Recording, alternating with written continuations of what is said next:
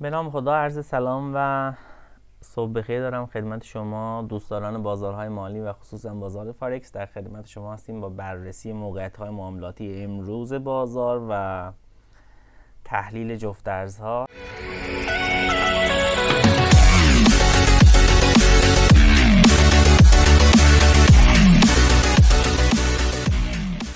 در شاخص DXY بچه ها همونطور که میبینید یک روند صعودی در روزانه در تایم فریم روزانه مشاهده میکنیم. بنابراین ما باید در جفت ارزهایی که یه طرفشون USD دیدگاه لانگ USD رو داشته باشیم. مثلا بر روی یورو USD ما انتظار ریزش رو داریم با توجه به اینکه شاخص دلار صعودی هستش و اگه یادتون باشه در ویدیو قبلی، اگه ویدیو قبلی رو دیده باشید، گفتیم که اینجا سوپلای روزانه کنترل قیمت رو در دست داره. ZIC اون سوپلای روزانه هستش و نباید به فکر لانگ باشید. حتی در تایم فریم یک ساعته این کندل قدرتمند رو به بالا رو هم دیدیم، گفتیم که باز به لانگ مجاز نیستیم و متاسفانه تاییدیه هم به ما نداد که در تایم پایین بخوایم که ورود کنیم و شورت بزنیم. بنابراین فعلا منتظر میمونیم. به نظر من میشه اگه قیمت به اینجا رسید، به این سپلای رسید، با تاییدیه ورود زد. در پوند USD هم همین شرایط رو داریم و من اینجا یک حالا ناحیه خوب دارم که اگه قیمت بهش برسه میتونیم اینجا شورت بزنیم، ولی خب اگه دوباره یک ناحیه جدید امتیاز بالا تشکیل بشه باز میشه شورت زد. فعلا باید منتظر بمونیم. بر روی USD سوئیس من حالا داشتم چک میکردم در تایم فریم روزانه روند صعودی رو داریم، اما در تایم فریم 4 ساعته انگار قیمت داخل یک رنجی هستش و اینجا هم این سوپلای میشه گفت که کنترل قیمت رو در دست داره، کنترل رو در دست داره و ZIC مون حالا سوپلای روزانه هستش و نمیشه به این راحتی لانگ زد. مثلا در یک ساعته اینجا میخواستم که لانگ بزنم، بعد متوجه شدم که اولا این دیمن هیچ دستاوردی نداشته، بنابراین معتبر نیست. ثانی یعنی اگه من دقت کنم سوپلای روزانه کنترل رو در دست داره، به اصطلاح بخش سوپلای 4 ساعته کنترل قیمت رو در دست داره. این سوپلای 4 ساعته هستش، روزانه نیست این تایم فریم و باید منتظر بمونم که این سوپلای شکسته بشه و یک ناحیه امتیاز بالا در تایم 4 ساعته تشکیل بشه تا بتونم لانگ بگیرم. فعلا اینجا باید منتظر بمونم. بر روی USD JPY همونطور که میبینید یک روند صعودی رو شاهد هستیم. حالا در تایم فریم روزانه اینجا یک ناحیه خوب تقریبا میشد پیدا کرد که قیمت بهش اگه برسه میشه اینجا لانگ زد، اما فعلا در تایم فریم 4 ساعته قیمت به صورت فشرده بالا میره و احتمال حالا اصلاح یا ریزش هم داریم، اما خب روند تایم فریم روزانمون صعودی هستش، خصوصا اینکه این کندل ها هم از پایین شادو دارن و شورت زدن خطرناکه. باید به دنبال نواحی امتیاز بالا باشیم در تایم فریم 4 ساعته به نظرم. چرا؟ چون تایم فریم 1 ساعته هم همونطور که میبینید اصلا جوری حرکت میکنه که امکان معامله رو اصلا ایجاد نمیکنه. مثلا شما هر جا هم لانگ بگیرید برمیگرده استاپتون رو میزنه و اینجور روند که اصلا هایر های هایر لو نمیزنه و برمیگرده هایر لو قبل رو میزنه خیلی خطرناکه و از نظر من باید در تایم فریم 1 ساعت حداقل فعلا روی USD JPY معامله نکنید و منتظر باشید در تایم فریم 4 ساعته یک ناحیه امتیاز بالا تشکیل بشه. در AUD USD خب میبینید که باز ریزشی هستش. خب مشخصه چون USD سعودی هستش. در شاخص دلار دیدیم و در تایم فریم 4 ساعته که فعلا هیچی نمیبینیم، اما در تایم فریم 1 ساعته یک ناحیه‌ای داشتیم که اینجا عمل کرده و ما نتونستیم بگیریم. پس در تایم 1 ساعته حداقل من منتظر میمونم که نواحی امتیاز بالا مثل این ناحیه تشکیل بشه و بتونیم که شورت بزنیم.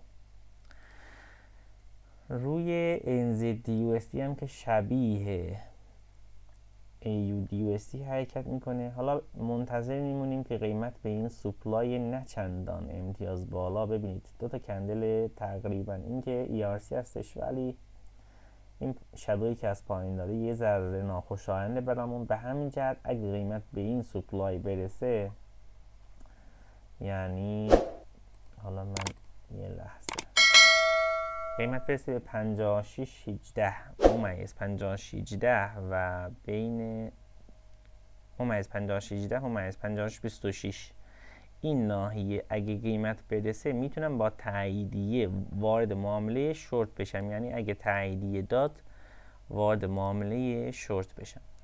خب نهایتش بریم به سراغ تحلیل طلا. واقعیتش اینه که دیروز بله من این دیمند رو اینجا در تایم فریم 1 ساعت مشاهده کردم، اما خب نمیتونستم واقعیتش اینجا لانگ بگیرم به خاطر اینکه من دنبال نواحی عدم تعادل یا ایمبالانس میگردم، در صورتی که میبینید که قیمت خیلی اینجا رنج زده و نقدینگی زیادی اینجا وجود داره، یا اصلا اینجا میشه گفت که ناحیه عدم تعادل نیست. وقتی که قیمت اینقدر اینجا رنج میزنه، ناحیه تبدیل به تعادل میشه و احتمال موفقیت تریدمون در این ناحیه خیلی کم میشه، هرچند میبینید که قیمت با این وجود به اینجا واکنش نشون داده و حتی اگه میخواستیم تاییدیه هم بگیریم نمیتونستیم چون خیلی شارپ ریخته و از همونجا هم دوباره برگشته بالا.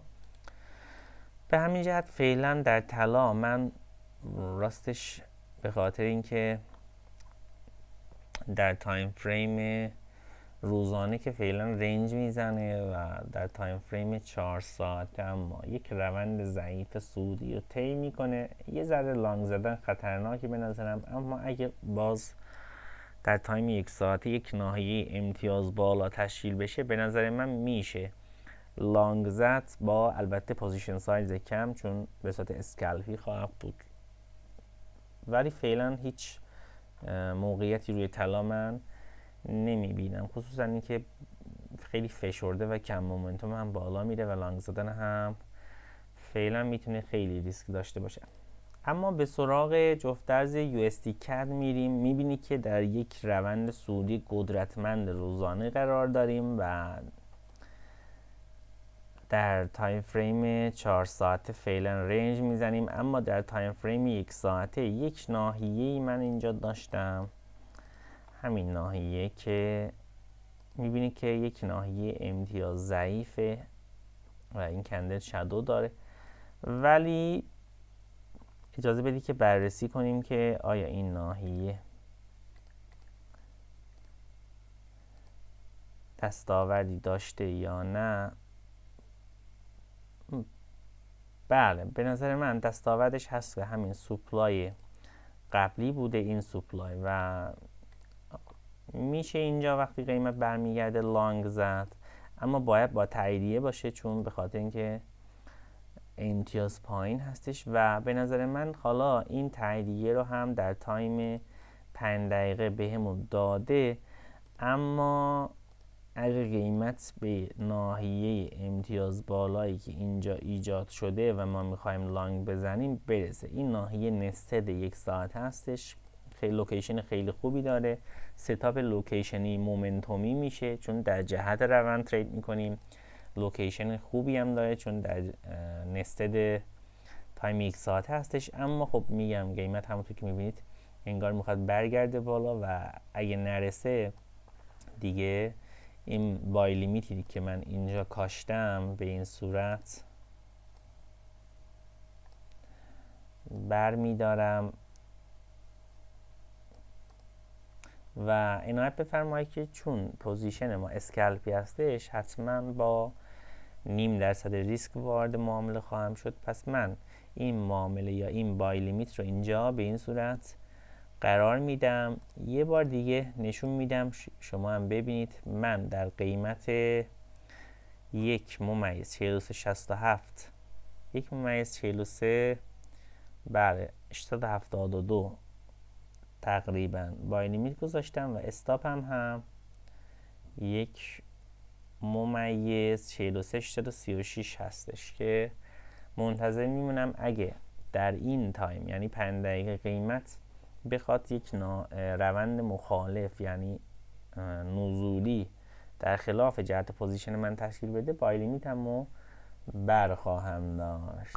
خب دوستان، اینم از تحلیل بازار امروز بود. ما تحلیل هامون رو کاملا رایگان در این کانال منتشر میکنیم. همچنین موقعیت ها معاملاتی رو هم که خودمون در بازار میگیریم با شما کاملا به صورت رایگان به اشتراک میذاریم. خواهشم از شما اینه که اگه در بازارهای مالی تجربه زیادی ندارید یا تازه وارد این بازار شدید یا میخواید تحلیل های منظم از بازار ببینید، کانال ما رو سابسکرایب کنید و زنگوله کنارش هم بزنید. اینجوری میتونید هر ویدیویی که از کانال ما منتشر میشه زود ازش آگاه بشید و تماشا بفرمایید. اگه به نظر من در کنار یک نفری که در این بازار چندین سال کار کرده باشید، اینجوری میتونید تحلیل های ایشون رو ببینید، مثلا موقعیت هایی که میگیره رو ببینید و یواش یواش میتونید سبک خودتون رو ایجاد کنید و انشاءالله روزی برسید که خودتون در بازار معامله کنید. تا یک ویدیو دیگر شما را به خدای بزرگ میسپارم.